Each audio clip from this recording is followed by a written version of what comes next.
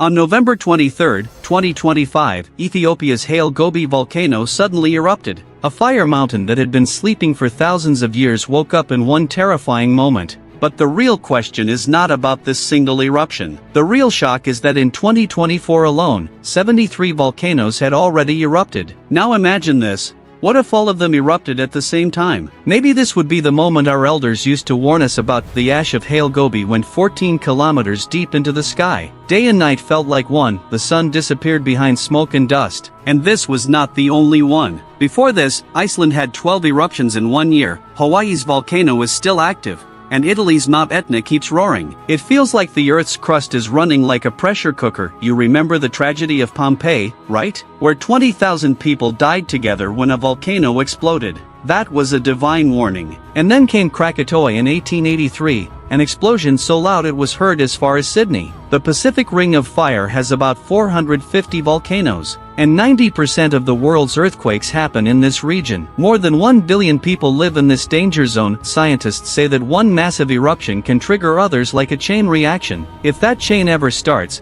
the entire Pacific region will turn into a ring of red fire. And if that happens, in the first 10 minutes earthquakes of magnitude 9, in the first hour 100-foot height tsunamis, on the first day ash clouds will cover the sky and the sun will disappear. Within 1 week global temperatures will drop, volcanic winter, within 1 year crops will be destroyed, famine will begin, and world systems will collapse. Just like ancient books described smoke and shadow covering the world. Scientists say it is impossible for all volcanoes to erupt together. But Islam warns us again and again that in the last days, smoke, earthquakes, fire, and trials will appear repeatedly. The incident of Haile Gobi reminded us of one thing: volcanoes never die. They only wait. The pattern of 2024 and 2025 shows that the Earth is no longer in a peaceful mood. Now there is only one question: where and when will the next eruption happen? And more importantly, how prepared are we? But remember one thing: when destruction comes, science cannot protect you, repentance can. Maybe this is the time to think, in what condition do we want to meet Allah? That is why we should always ask Allah for a good ending. Hazan al-Kadima.